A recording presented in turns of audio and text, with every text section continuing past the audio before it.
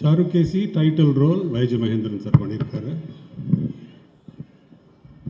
இந்த பிளே, இந்த படம் எல்லாத்துக்கும் ஃபஸ்ட்டு நன்றி.